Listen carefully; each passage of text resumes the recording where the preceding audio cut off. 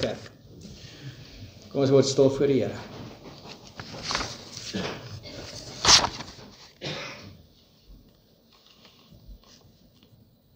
Kom, laat ons aanbid en neerbuk.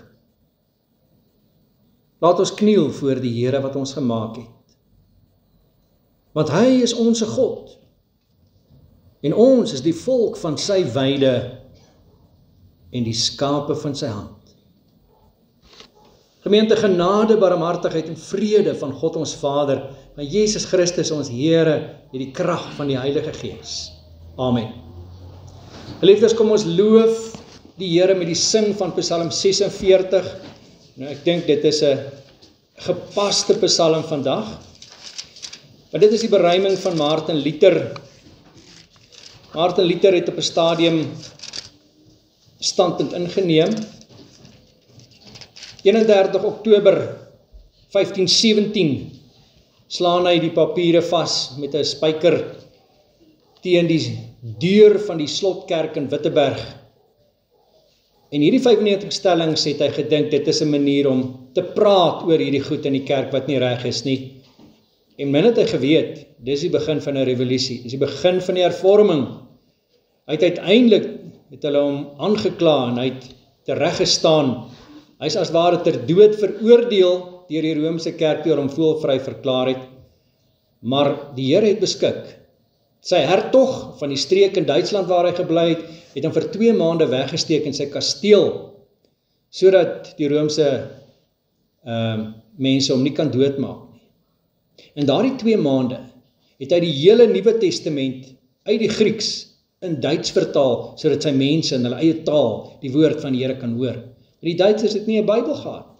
Daar was 'n Latynse Bybel wat niemand verstaan het nie, en die priestermag dit gelees het. Hy het gesê, elkeen met die woord van die Here lees, en dan kan hulle sien hoe die kerk dwaal. En een van die dinge wat hy gedoen het, was die beruiming van hierdie Psalm 46. Jy sal sien onderaan die woorde van Psalm 46 staan daar, ein feste Burg is unser Gott.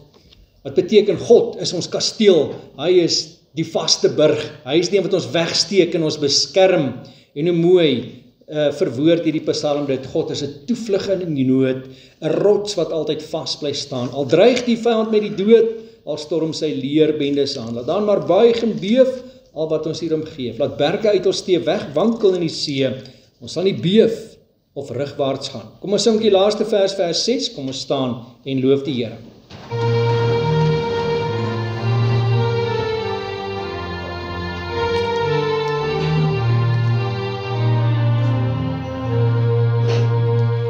God is 'n toevlug in die nood, 'n rots wat altyd vas bly staan.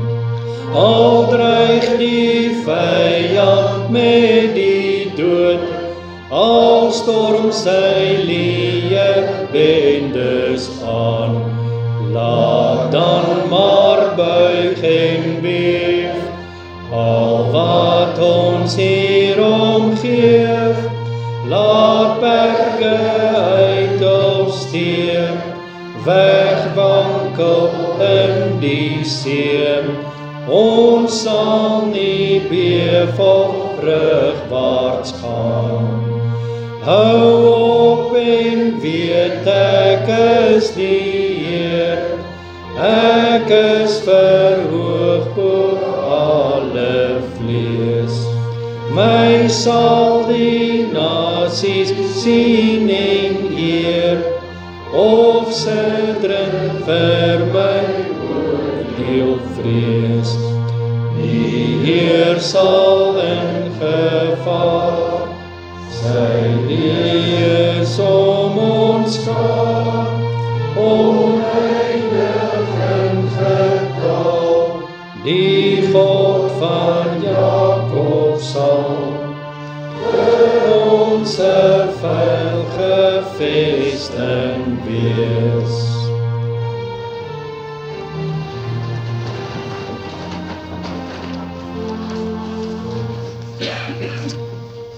Jy kan blaai na Gesang 112, ons sing die 3de vers, wat begin met die woorde, dit is my troos dat U, Heer Jesus, as seun my deur u bloed wil was.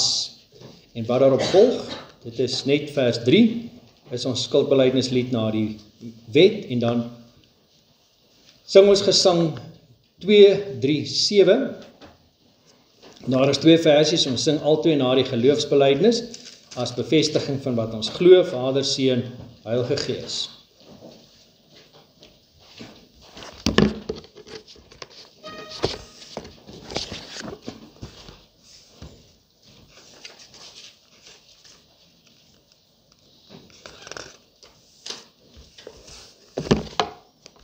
Die Here Jesus vat die wet saam, ons lees dit in Matteus 22.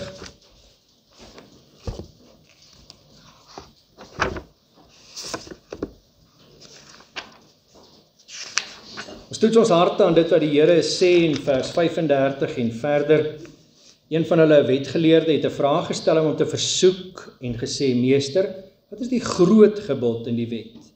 Jesus antwoord hom, jy moet die Here jou God lief hê, met jou hele hart, met jou hele siel, en met jou hele verstand.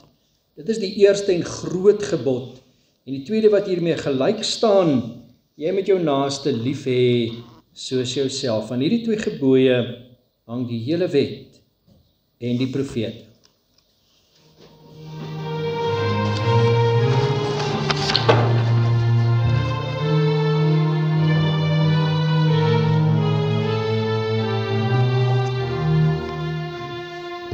Dit is my troostdag, Heer Jesus, as seën my deur u bloed wil was, dat u my in lyf in u sterwe, en vry maak van die sonde las, dat u my met u laat staan, en op 'n nuwe weg laat gaan.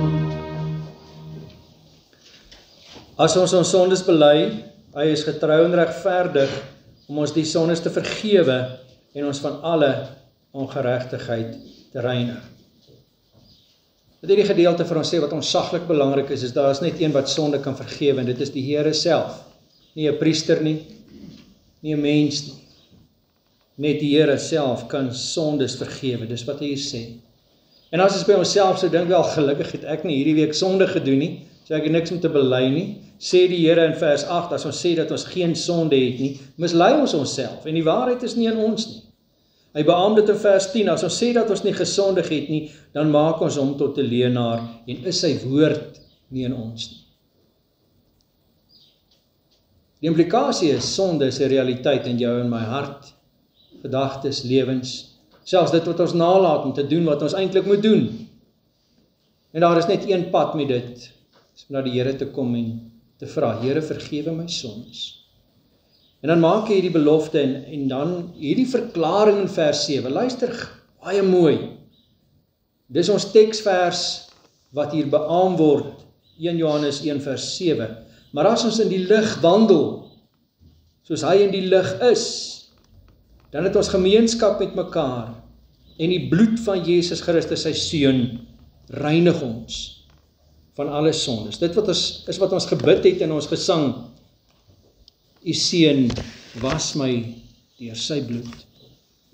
Ons het gehoor hoe Jesaja dit verwoord om te sê, al was julle sondes rooi soos skarlaken, dit sal wit word soos wol. Al was dit rooi soos purper, sal wees soos sneeu. Here was ons volkome skoon. Hy herstel die verhouding wat hy met ons het, sodat ons in sy liefde hierdie week kan begin, as begenadigdes en gereinigdes. En mag die Here ons daarmee help. Geliefdes, ek hou aan die voor die geloofsbelydenis van Nisea. Jy gaan nou in die boodskapper verder lees daarvan, en jy moet mooi oplet na die woorde wat hier gebruik word, een wese. Dit was die struikelblok. As mense wat gesê het, die Seun is baie minder as die Vader. Hierdie synode het dit vasgemaak, dis wat die Bybel ons leer. Jesus sê byvoorbeeld, Johannes 10 vers 30, ek en die Vader is een. Hulle is van dieselfde wese. Goed, geloofsbelydenis van Nisea, ek glo in een God, Die almagtige Vader, die skepper van hemel en aarde, en van alle sienlike en onsienlike dinge, en in een Here, Jesus Christus, die enige gebore Seun van God, gebore uit die Vader voor alle eeue, God uit God, lig uit lig, waaragtige God uit waaragtige God. Gebore, nie gemaak nie, van dieselfde wese met die Vader, deur wie alle dinge gemaak is, wat terwille van ons mense en ons saligheid neergekom het uit die hemel en vlees geword het deur die Heilige Gees, uit die maagd Maria, en 'n mens geword het, ook vir ons gekruisig is onder Pontius Pilatus, gelei het en begrawe is, en op die 3de dag opgestaan het volgens die skrifte, en opgevaar het na die hemel, wat sit aan die regterhand van die Vader, en weer sal kom met heerlikheid om te oordeel die lewende en die dode, wie se ryk geen einde sal hê nie. En in die Heilige Gees wat Here is en lewend maak, wat van die Vader en die Seun uitgaan, wat saam met die Vader en die Seun aanbid en verheerlik word, wat gespreek het deur die profete, en een heilige algemene apostoliese kerk. Ek bely een doop tot vergifnis van sondes, en ek verwag die opstanding van die dode en die lewe van die toekomstige eeu. Amen.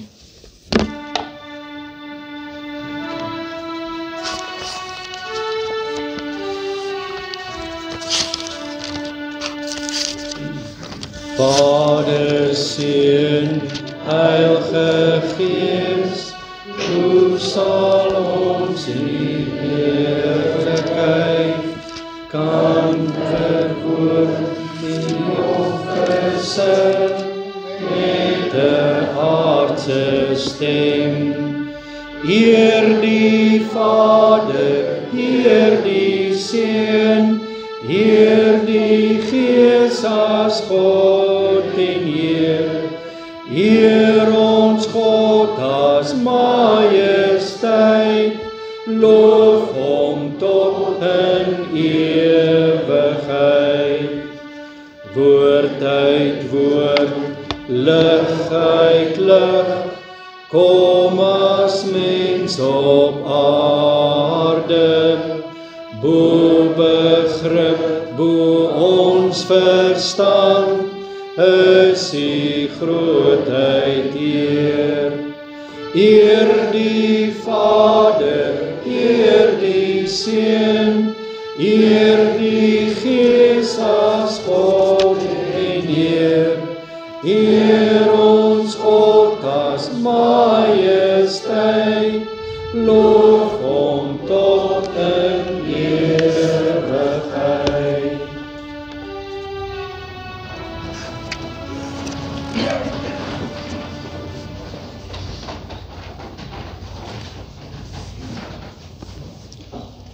Geliefdes, die Here praat vandag met ons uit sy woord, uit Jesaja hoofstuk 2, ons lees vers 1 tot 5. Die tema van ons prediking vandag is hoop, wandel in toekomslig. Hoop, wandel in toekomslig. Jy gaan hoor in ons teksvers, vers 5, die oproep, kom, laat ons in die lig wandel. En ons gaan daarna kyk. Eerstens, die eerste 2 verse, vers 1 en 2, gaan ons na die lig van God se soewereine belofte kyk, die prentjie van die berg. En dan gaan ons in vers 3 kyk na die belofte van God se verlossing, die beeld van verlossing. En dan gaan ons na vers 4 kyk. In vers 5 is ons, dis vers 3 en 4. Vers 5 is die derde tema wat ons gaan behandel. Wandel op die Here se pad. Wandel in die lig. Goed, wat weet ons nou van Jesaja? Ons weet presies wanneer Jesaja opgetree het. Ons het gesien in die sterfjaar van koning Josia 739 voor Christus. Ons het die prentjie in die kop. Dawid 1000 voor Christus. Jesaja tree op 739 en verder 722. Paar jaar later voor Christus word Samaria in ballingskap weggevoer. En dan uiteindelik 586 word die suidelike ryk en Jerusalem ook in ballingskap weggevoer. Hoofstuk 1 tot 39 praat oor die Here se oordeel oor die sonde van die volk. Jesaja 40 tot 55, die boodskap van hoop, dat die volk terugkeer uit ballingskap, en dan praat die Here deur Jesaja, hulle moet in hoofstuk 56 tot 66, wanneer hulle terugkeer uit ballingskap en die tempel moet herbou. Ons kyk nou hoofstuk 1 tot 12 in hierdie tyd, tot met Kerstyd en die begin van 26 DV, en vandag hierdie foto wat die Here vir ons wys oor die toekoms. En dis 'n geweldige belangrike ding. Kom ons verlustig ons in die woord van die Here. Nadat ons saam gelees het, gaan ons saam bid. Jesaja 2 vers 1. Die woord wat Jesaja, die seun van Amos, gesien het met betrekking tot Juda en Jerusalem. En aan die einde van die dae sal die berg van die huis van die Here vas staan op die top van die berge en verhewe wees bo die heuwels. En al die nasies sal daarheen toestroom. En baie volke sal heen gaan en sê, kom, laat ons optrek na die berg van die Here, na die huis van die God van Jakob, dat hy ons sy weë kan leer, en ons in sy paaie kan wandel. Want uit Sion sal die wet uitgaan, en die woord van die Here uit Jerusalem. En hy sal oordeel tussen die nasies, en regspreek oor baie volke. En hulle sal van hul swaarde pikke smee, en van hul spiese snoeimesse. Nie meer sal nasie teen nasie die swaard ophef nie, en hulle sal nie meer leer om oorlog te voer nie. Kom, huis van Jakob, en laat ons wandel in die lig van die Here. Net tot sover ons skriflesing, mag die Here verheerlik word deur die verkondiging van sy woord. Kom ons bid saam.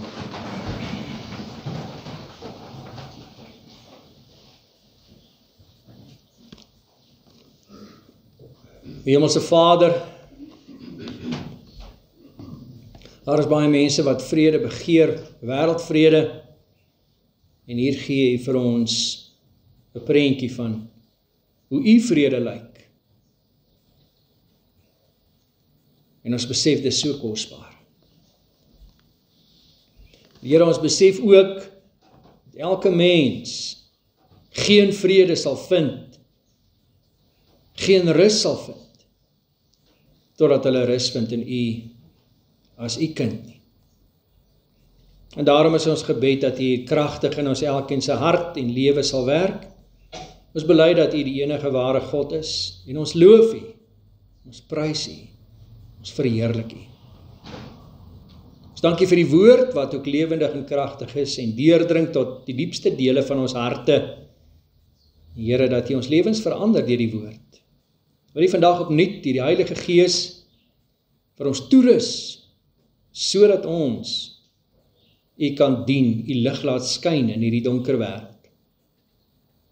Here Jesus, ons dink aan ons lidmate in beproewing, ons bid vir hulle wat pyn het en wat swaar kry en wat in die hospitaal was en steeds is en behandeling kry. Ons vra Here, ontferm U oor die knegte, die diensknegte en die diensmaagde en wees hulle genadig.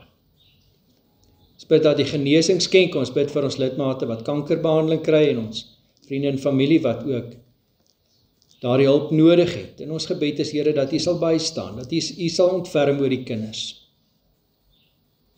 Here Jesus, ons bid in die besonder aan hulle wat beproewing beleef, hulle wat hartseer is, wat eensaam is, wat seer het, wat verlies het, hulle wat onseker is, wat angstig is, wat benoud is. Ons vra Here, ontferm U oor elkeen. Ons bid vir ons kinders, ons dink in die besonder aan hulle wat môre begin met eksamen, ons dink aan ons matrikulante wat reeds eksamen skryf. Ons vra Here, gee die kalmte van gemoed, dat hulle kan herroep alles wat hulle gememoriseer het en moet weergee. Ontferm U oor hulle, Here, wees hulle genade. So bid ons ook vir ons verbondsonderrig, Here, en is ons gebed dat U ook daar sal wees, wanneer ons finalie katekesante met ons ouderlinge praat DV Sondag. Ons dank Here vir ons kinders waarop ons so trots en dankbaar is. omdat U in hulle lewens werk. Ons kyk terug hier op 'n mooi jaar waar U gevorm het en ons vra dat U ook daar U hand van genade sal toon. Here Jesus, ons bid vir ons verbondsgesinne, ons bid vir ons huwelike, ons bid vir ons senior lidmate, ons vra Here ontferm U oor elkeen. Here Jesus, ons dankie vir die Bybel, wil U gee dat ons ook die nodige tyd en aandag in ons lewens daarin sal gee. Skenk ons gehoorsaamheid, dat ons U getrou sal dien, wil U dit ook kragtig in ons hart nou werk, in Jesus naam bid ons dit, amen.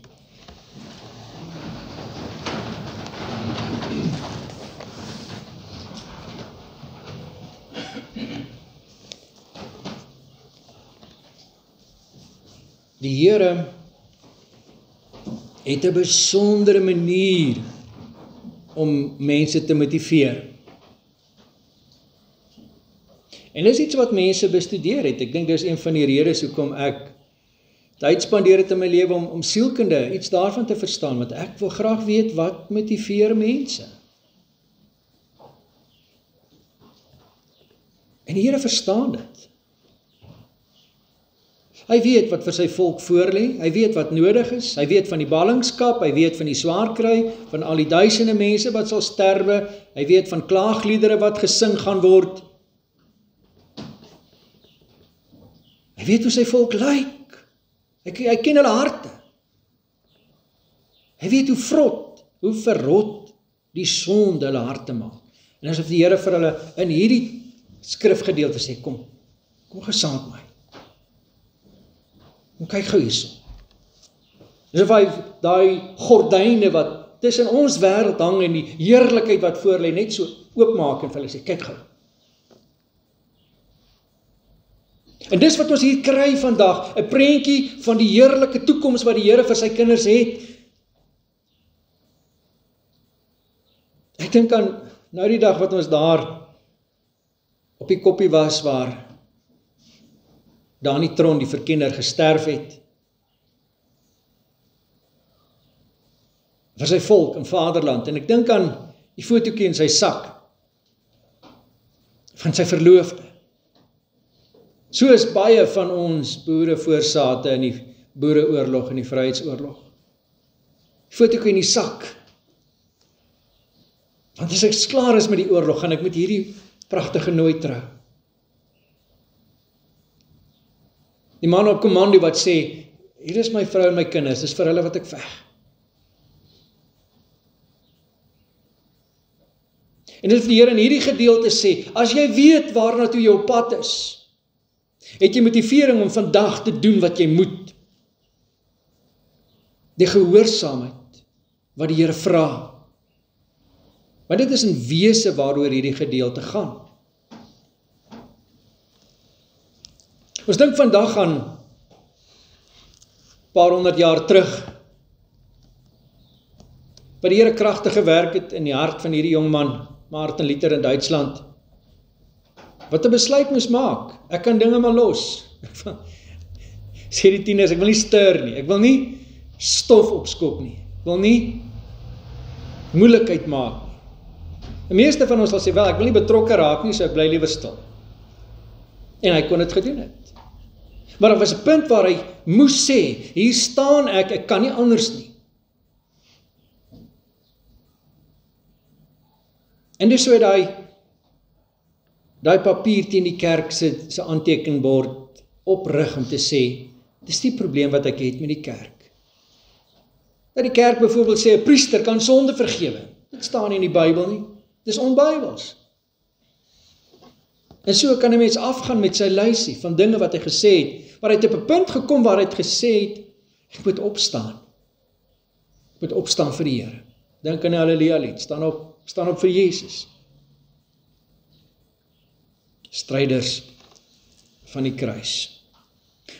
Ons ken Joe Black se liedjie waar hy die vraag vra, hoop. Wat is hoop?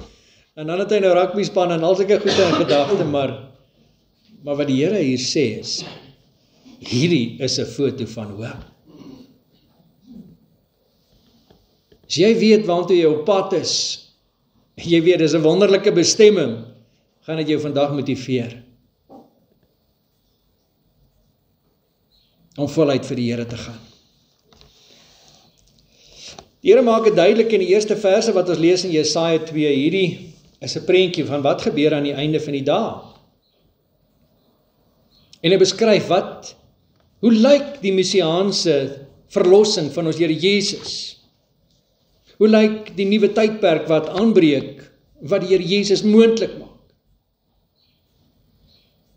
Nou, ek gaan nie lank daaroor uitwy nie, ons het in Amerika 'n stroom wat, hulle noem dit die dispensasieteologie, wat glo daar is 2 afdelings, daar is die kerk vandag, en dan is daar Israel, waaruit daar uiteindelik gelowiges gaan kom, Christene, wat tot in ewigheid sal regeer op aarde. Die kerk gaan dalk in die hemel wees, maar hierdie mense gaan op die aarde regeer. En iets daarvan sien 'n mens in baie van die dinge wat op die oomblik gebeur, in Israel, in Amerika, in die wêreldpolitiek van ons dag. Dit is asof mense die idee kry dat sommige mense in Amerika sê, wel, ons moet nie te hard praat met die Israelies vandag nie, want Abraham se belofte is, ek sal seën diegene wat jou seën. So as ons goed is met mooi praat met hulle, sal die Here dalk vir ons ook seën. Maar dis nie waar dit gaan nie. Wat hier beskryf word is nie 'n Israeli koninkryk op aarde nie. Dis die koninkryk van die Here Jesus, die heerlikheid wat voor lê by hom. En wat hy hier beskryf is die prentjie van 'n berg. Nou as jy in Jerusalem inkom, dan sien jy, daar is heuwels en dale. Jerusalem self is gebou op 7 heuwels. Een daarvan is die heuwel Sion. Dis waar die tempel staan. Maar wat die Here vir Jesaja laat sien is, hierdie heuwel Sion, hy begin groter en groter en groter word. Hy's later verby Everest. Hy word die hoogste berg in die wêreld, en wat hy daarmee sê, dit word die belangrikste plek. Dis wat hy bedoel as hy in vers 2 sê, dat hierdie berg word groter as almal.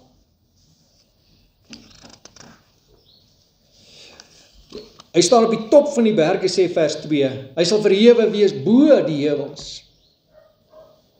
Wat hy hier sê, daar gaan 'n tyd wees wat elke mens wat ooit geleef het en nog sal leef, sal erken dat daar een God is.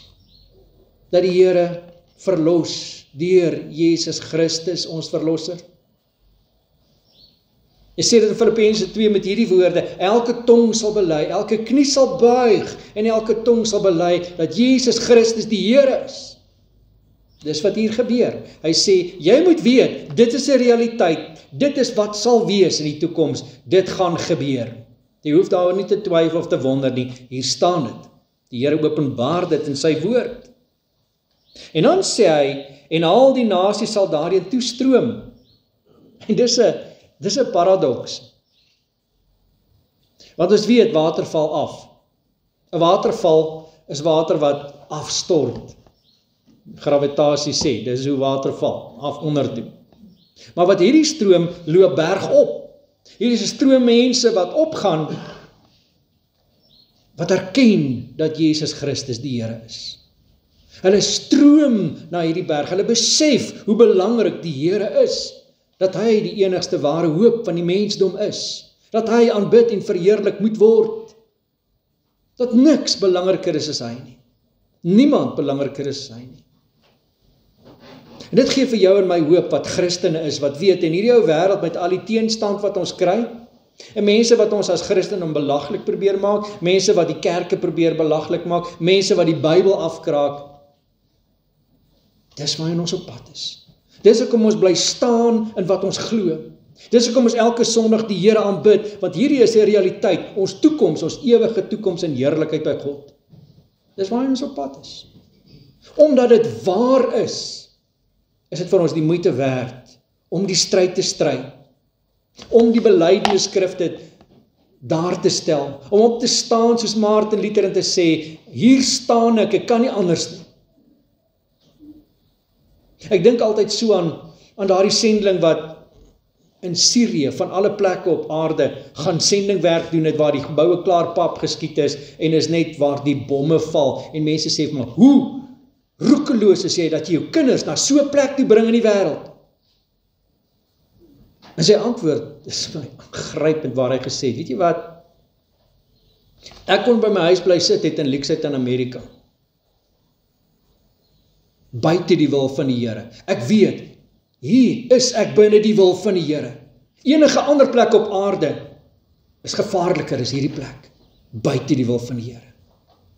En ek en jy moet dit besef vandag, daar's een veilige plek op aarde, en dis binne die wil van die Here. As jy buite die wil van die Here probeer leef, is jy op die gevaarlikste plek op aarde. En dis wat die Here hier vir sy volk sê, moenie eers probeer nie.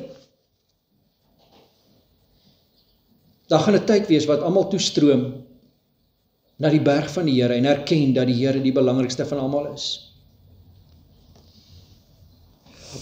Sien die eerste plek, die foto van die berg, wat wys die Here is belangrik. Nommer 2, nou wys hy die beeld vir ons van hoe vrede lyk. Is treffend. Ek dink is 4 Desember 1959, jy kan dit gerus gaan Google, het Rusland, die USSR daardie tyd, 'n beeld oorhandig aan Dag Hammarskjöld, die sekretaris-generaal van die VN, wat vandag nog voor die VN se geboue staan. En dis 'n prentjie van 'n man wat met 'n hamer in sy hand staan en 'n swaard buig en besig is om dit 'n ploegskaar te slaan. En dit was die idee van, dis hoe vrede moet lyk. Dis wat beskryf word in vers 3 en 4 van Jesaja 2. Wat vir my aangrypend mooi is dat daar is niemand wat hulle dwing en sê, doen dit. Gaan en bid die Here of jy het moeilikheid nie. Dis vrees wat jou dryf nie. Dit wat op die oomblik in die noorde van Afrika gebeur en in soveel wêrelddeure, Boko Haram, die Islam, in die mag van Satan, brand hulle Christelike kerke af en vermoor Christene by hope en kap hulle koppe af. Dis wat vandag gebeur in die jaar 2025 op die oomblik in Noord-Afrika. Waar mense sê, glo wat ons glo of ons maak jou dood. Dis vrees wat jou dryf. Wat Jesaja 2 beskryf is, hier is mense, volke, wat stroom na die Here. Daar's niemand wat vir hulle dwing nie, hulle wil hier staan. Baie volke gaan heen en sê, kom, laat ons heen gaan, laat ons optrek na die berg van die Here, na die huis van die God van Jakob. En dan gee hy 2 redes. En hierdie is ontsaglik belangrik. Hy sê die eerste rede is, dat hy ons sy weë kan leer. Hulle wil weet. Die laaste deel van vers 3 beskryf dan, wat wil hulle leer? Daar staan, want uit Sion sal die wet uitgaan, die Torah, daardie tyd was dit in die Ou Testament, die Bybel. Hulle wil die Bybel hê, hulle wil die Bybel leer. En die woord van die Here uit Jerusalem, hierdie parallelisme sê, die woord van God, dis waarvoor die wêreld honger is. Waartoe dit ons motiveer is om, soos Martin Luther, hy het gesê, my volk, moet die woord van die Here leer. Hulle moet dit ken, hulle moet dit weet. Vir 2 maande het hy omtrent dag en nag uit die Grieks vertaal. Was baie keer wat hy gesê het, joh, ek het môre so baie werk, ek moet ten minste 'n uur vroeër opstaan om te bid. As ek en jy baie werk het, dan dink jy self, joh, ek het nie tyd om te bid nie, ek het verskriklik baie werk. Hy sê, ek moet ten minste 'n uur langer spandeer aan gebed, om so baie werk te doen. En hy vertaal die woord van die Here, sodat sy volk in hulle eie taal die woord van die Here kan lees, en kan weet, wat is die waarheid. Dis wat die Here Jesus sê in Johannes 17:17, heilig hulle in u woord is waarheid. Daar is een absolute waarheid, en dit is God se woord. Dis wat die wêreld nodig het.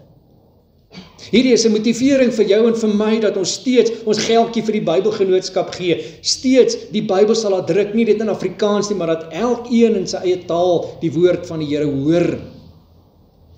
Hoekom dit so ontsaglik belangrik is, dat ons deel het aan die verkondiging en die versprei van die lig van God se woord. Hoekom die AP Kerk in Indië die belydenisskrifte gaan vertaal het in Hindi, sodat hulle in Hindi kan lees, wat is die waarheid?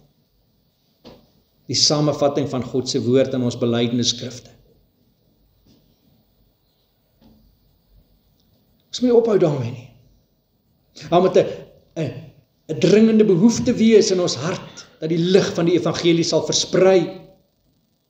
Ons kan nie mense kinders van die Here maak nie, maar ons het die opdrag van die Here Jesus, gaan dan heen, maak disippels van al die volke. Doop hulle in die naam van die Vader en die Seun en die Heilige Gees en leer hulle om alles te onderhou wat ek julle beveel het. Dis die opdrag, die primêre opdrag van die kerk. As ons nie ook daarmee besig is nie, dan is daar 'n vraagteken oor ons bestaansreg. Kyk wat staan hier, dit is lig in duisternis. Dis wat ons moet wees, lig in duisternis. Dan moet 'n brandende begeerte in ons hart wees, mense die lig sal sien, die woord van die Here sal hoor. Die eerste rede is, hulle wil weet. Nommer 2, kyk wat sê vers 3 verder. En ons in sy paaie kan wandel. As mense wat sê, wel, ek het net die Christelike beginsels nodig, ek maak my kinders groot volgens die 10 gebooie, want dit is goeie reëls. Dit help jou niks. Die Bybel gaan nie oor reëls en regulasies nie, dit gaan oor 'n verhouding met die lewende God. Wat hierdie mense sê, ons wil na die Here gaan, nie net om sy woord te ken nie, maar ons wil in gehoorsaamheid aan hom lewe. Ons wil in die lig wandel, ons wil op sy pad wees.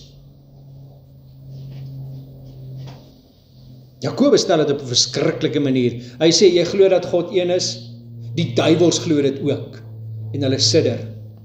Jy dink jy ken die Bybel, die duiwel ken die Bybel beter as jy, en hy weet waartoe hy op pad is. Jy help hom niks, hy staan nie in 'n liefdesverhouding met God nie. Dis hoekom ons die woord bestudeer. Ons het gehoor, in Matteus sê die Here Jesus, wat is die belangrikste van die 10 gebooie? Hy sê, hy haal aan, uit Deuteronomium 5, dat jy die Here jou God sal lief hê met jou hele hart, met jou hele siel en met al jou kragte. En elke keer as jy die Bybel oopmaak en dit lees, moet dit jou begeerte wees. Here, as ek hierdie woord, hierdie gedeelte van die woord bestudeer, laat my groei in liefde vir U. Nie net dat ek groei in kennis nie. Trek my nader. Dis die foto wat die Here wys. Aan die oorkant van die Verenigde Nasies se hoofgebou in New York is daar 'n park. En daar is 'n muur waarop hierdie woorde geskryf staan. En hy sal oordeel tussen die nasies en regspreek oor die volke, en hulle sal van hulle swaarde pikke smee en van hulle spiese snoeimesse. Nie meer sal nasie teen nasie die swaard ophef nie, en hulle sal nie meer leer om oorlog te voer nie. Dit staan in New York op die muur voor die Verenigde Nasies se hoofgebou, in daardie park van vrede. Later van tyd het hulle onderaan geskryf, Jesaja. En die tragedie is, het dit gewerk? Die antwoord is, as jy vrede probeer soek sonder die Here, ons sal oorlog hê tot die Here weer kom. Ons weet hoe lyk dit in Israel, ons sien die prentjies. Weet hoe lyk dit in Gaza. Ons weet hoe lyk dit in Oekraïne. Ons weet die wêreld is in konflik, daar's oorlog. Dis nie vrede nie. Maar nie, dit maak nie saak, jy ken hierdie woorde nie. Dis Jode wat hierdie muur geskenk het en dit laat skryf het en grafeer het in rots. Sonder die Here Jesus is daar geen vrede nie. Dis net hy wat gesê het, my vrede gee ek julle.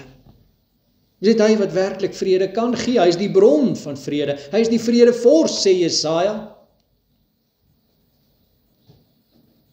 En jy kan nie vrede tussen mense probeer kry as daar nie vrede met God is nie. Die oomblik as jy vrede met God het, kan jy iets verstaan van hoekom dit noodsaaklik is dat jy vrede moet maak met mense.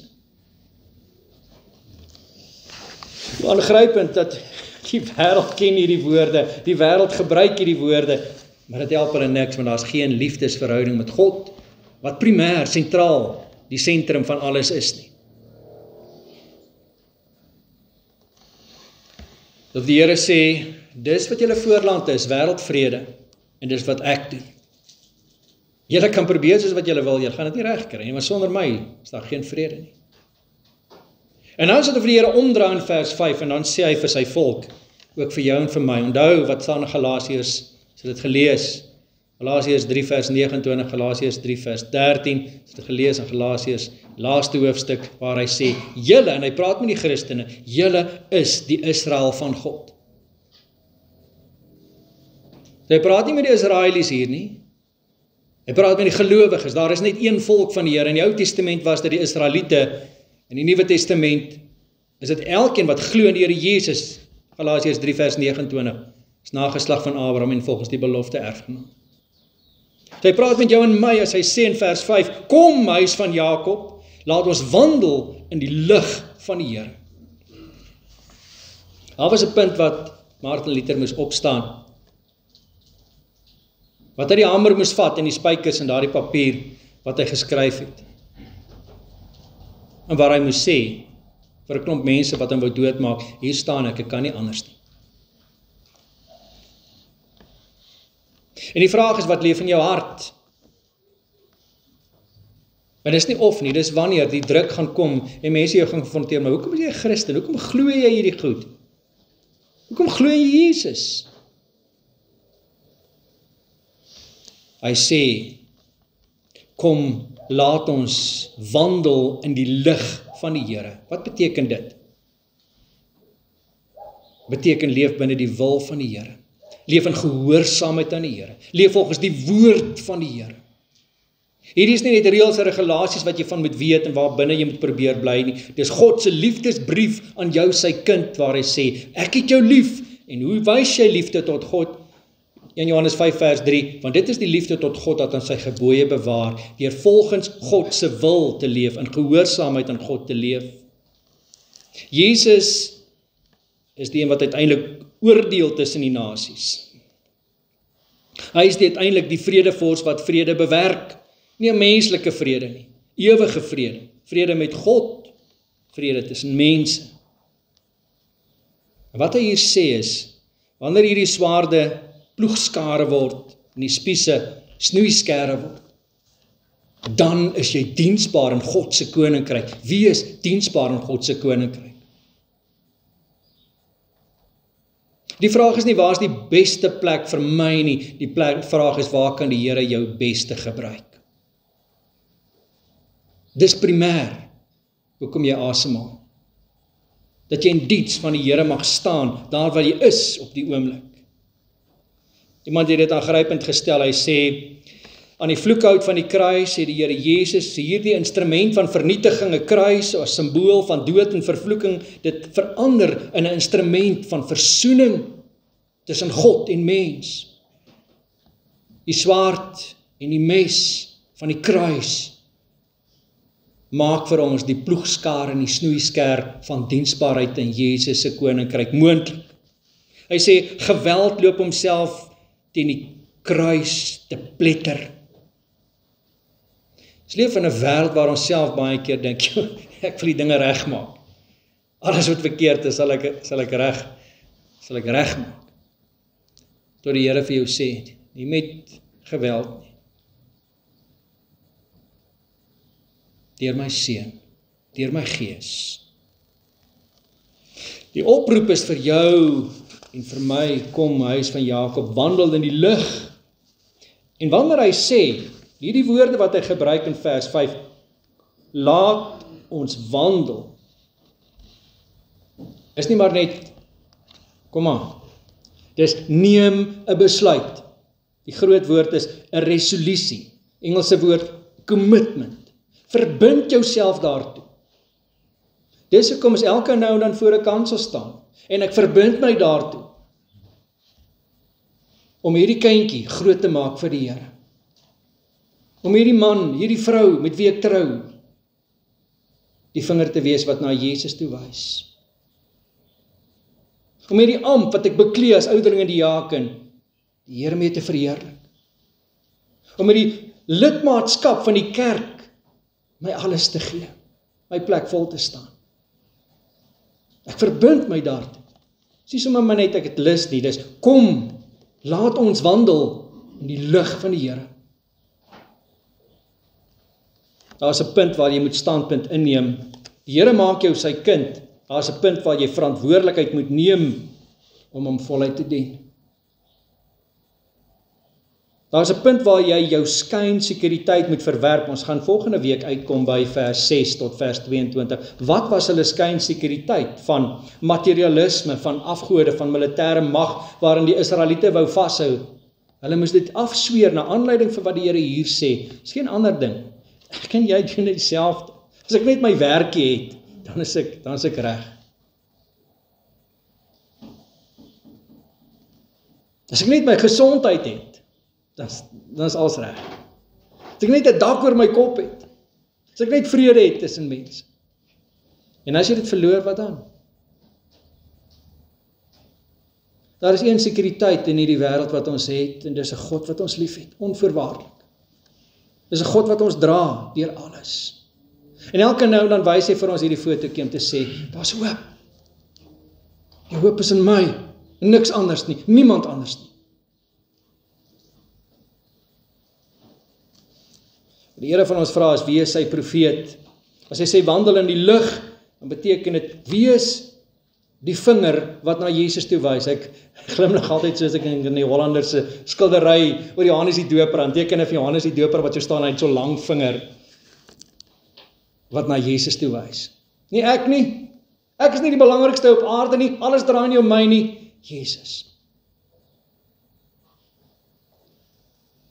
Wees in vandag se tyd die vinger wat na Jesus toe wys.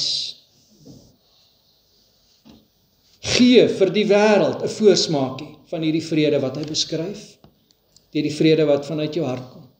Gee vir die wêreld 'n voorsmaakie van die liefde wat net van God afkom, 'n liefde wat kan vergeef, wat kan verdra, 'n liefde wat opstaan vir dit wat reg is.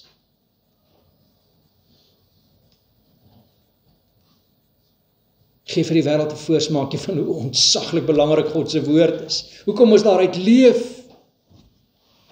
Hoekom ons dit beskou as 'n lewende en kragtige en heilige woord van God. Hierdie prentjie van vrede lei ons nie tot passiwiteit om te sit en wag, wanneer kom die Here nou nie? Maar dat ek vandag die ploegskaar sal gebruik, die snoeisker sal gebruik in God se diens. Hervormingsfees word ons daaraan herinner, staan op soos Martin Luther vir wat reg is. Daar's 'n rede hoekom ons glo wat ons glo. Daar's 'n rede hoekom die Bybel die woord van God is. Daar's 'n rede hoekom die inhoud van die Bybel nie reëls en regulasies nie, maar 'n verhouding verkondig. Kom broers en susters, laat ons in die lig wandel van die Here. Amen. Kom ons bid saam. Hemelse Vader, U ken ons harte. U weet hoe maklik ons net aan onsself dink, aan ons eie belange dink, nie eens aan mekaar se belange nie. Nog minder aan U. U weet hoe maklik ons moedeloos word. U weet hoe maklik ons na die branders en die golwe om ons kyk in die stormsee en nie ons oë op U hou nie, Here Jesus, en ons sink in moedeloosheid, in wanhoop. Ons kyk na die wêreldmagte en ons sidder. Sidder vir ons boerevolk, sidder vir die Christendom in die wêreld, sidder vir die toekoms van ons kerk. Ons raak moedeloos. Maar dankie Here dat U ons herinner, U is 'n almagtige God. U is 'n alomteenwoordige God. U is 'n alwyse God. U is onmeetlik in die genade, onmeetlik in die liefde. U is die regter wat weer kom, wat alle onreg sal regstel. U is die vors van vrede. Help ons Here om nie net te verstaan wat ons moet verstaan van U nie, maar vul ons harte met so liefde dat dit oorloop in hierdie wêreld. Here, dis met ontsag en vrees en bewering dat ons soos Martin Luther vandag opnuut onsself daartoe verbind te sê, hier is ek Here, Gebruik my in die koninkryk. Ons vra dit in Jesus naam. Amen. Ek het geleentheid om die liefdesgawes te gee, daarna ons slotsang.